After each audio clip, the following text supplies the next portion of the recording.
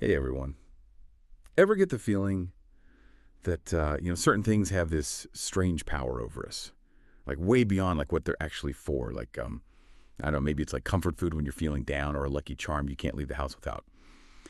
Today we're going to dive into this. We're talking Jacques Lacan. He was a really famous psychoanalyst, and we're going to explore this idea he had. He called it Object A. Now, when he said object, he didn't actually mean like a physical thing. He was more interested in those like symbolic objects, the things that become super meaningful for us because they represent something deeper, like something we might not even realize.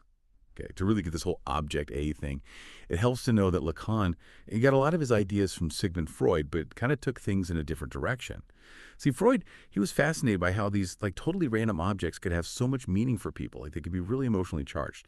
He saw this with kids. Like a game, Fort, Da.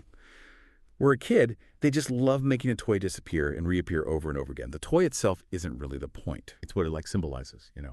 Control over separation and being back together. It shows how even when we're little, we're dealing with these really big ideas of loss and like finding things again. So Lacan, he took that idea and said it's like a fundamental part of how we desire things, you know, like human desire. You were saying this lost and found thing, it doesn't just stop when we grow up. It affects how we relate to things, objects, and even other people like throughout our whole lives. It's like we're always looking for something that feels missing. Like there's this one thing that can make us complete. And that's what he called Object A. But here's the thing. It's not like a specific thing you can just point to and say, that's it. It's more like a function, something that stands in for what we really desire deep down. It's what we use to try to fill the void inside us.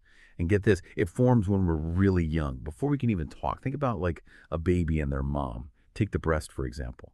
For a baby, it's not just about food.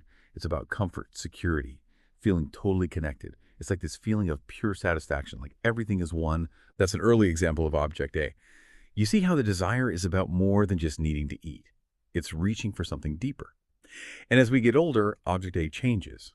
Could be a person we're crazy about, or a job we really want, or maybe even some big idea. It can be anything that seems like could fulfill our deepest desires. Anything that makes us think, okay, maybe this is the missing piece I've been looking for. And here's where things get really interesting. Lacan thought that this whole search for wholeness, this chasing after Object A, it's actually an illusion. He believed we're all born with this like lack. We come into the world already feeling incomplete, like something's missing. So we spend our lives trying to fill that void, going after Object A, hoping it'll finally make us feel whole. But it's a trick.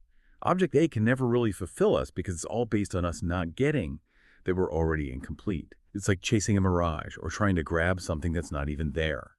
Now, Lacan's not saying we should just give up on what we want or stop trying to achieve things that are important to us. He's just saying it's important to be aware. We need to see the game we're playing. This longing for wholeness, this need for something outside ourselves to make us complete, it's just part of being human. And this whole thing about lack and thinking we can be whole, it's connected to another one of Lacan's big ideas, something he called the mirror stage. So picture a baby, less than 2 years old. They don't really have a sense of their own body as one thing. It's just a bunch of sensations. Then they look in a mirror and it's like this big revelation. That's me. I'm a whole person. But Lacan said this is where that illusion of wholeness starts. The image in the mirror, it's just that, an image. It gives us a sense of being unified, like we're all put together, but it's not the whole story. Underneath that image, there's still that feeling of being fragmented, like something's missing. And that's where the imaginary phallus comes in.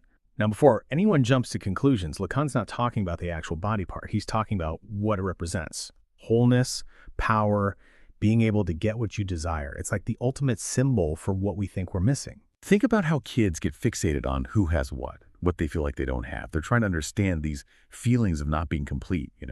And the phallus as a symbol, it becomes this stand-in for everything they feel like they lack. So we've got this whole web of ideas here. Object A, this illusion of wholeness, the mirror stage, and this imaginary phallus thing. Yeah. And they're all connected. They all point to this basic truth about being human.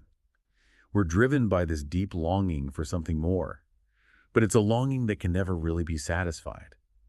And Lacan didn't stop there. He went even deeper into these ideas. He wanted to understand how they show up in our relationships, our fantasies, even how we see ourselves.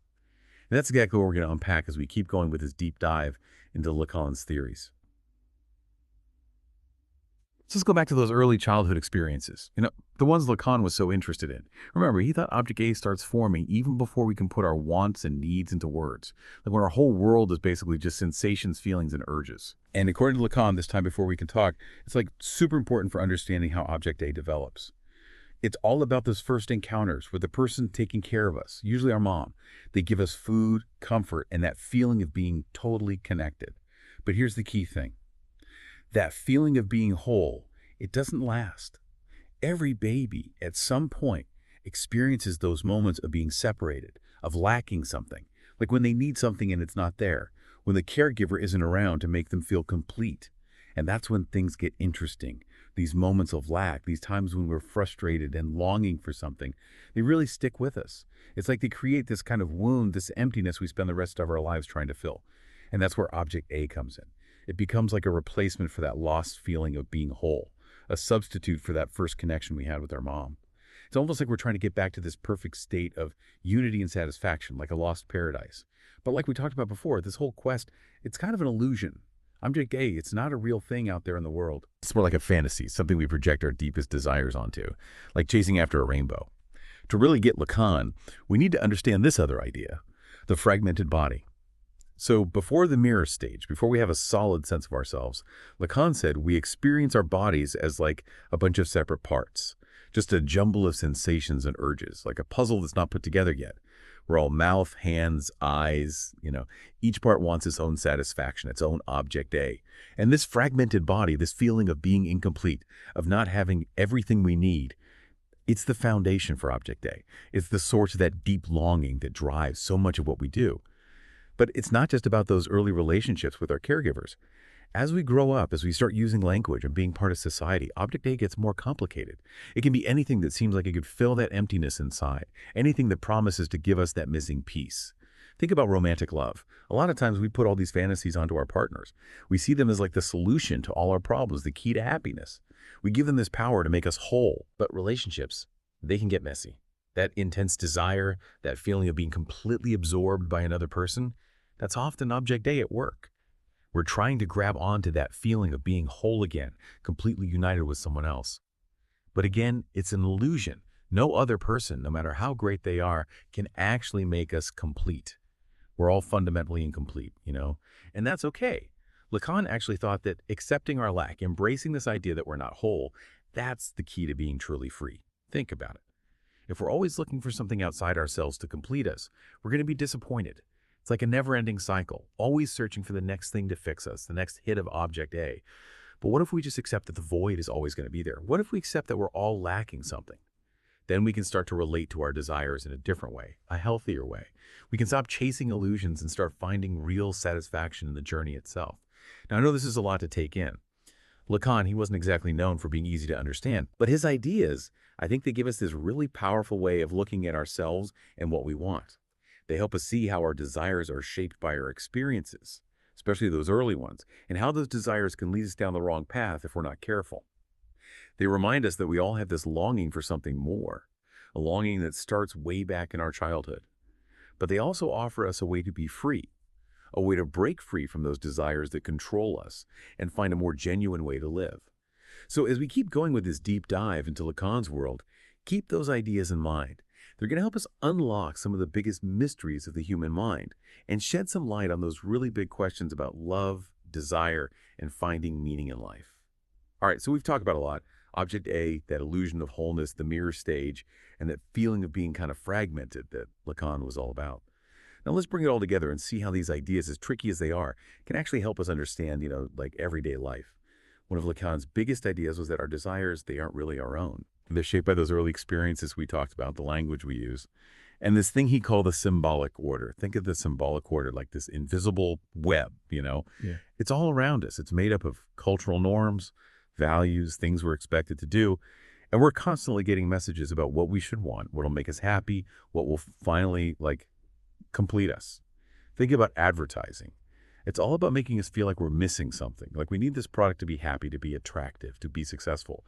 Advertisers, they're really good at using images and symbols that tap into our desires, those really deep ones that go all the way back to when we were babies. Or think about social media. We're always comparing ourselves to other people, trying to keep up. putting on this image of ourselves that we want other people to see. It's like we're all in this big game trying to fill that emptiness with likes and followers and just wanting people to think we're cool. But here's the problem. The more we go after those external things, the more we feel that lack. It's like trying to drink salt water when you're thirsty. It just makes you thirstier. So how do we get out of this? Well, Lacan, he wasn't giving out easy answers. He wasn't like a self-help guru or anything. But his work, it does show us a way to break free, to not be controlled by those desires. And it starts with awareness. When we understand how language in that symbolic order shape what we want, we can start to take it apart.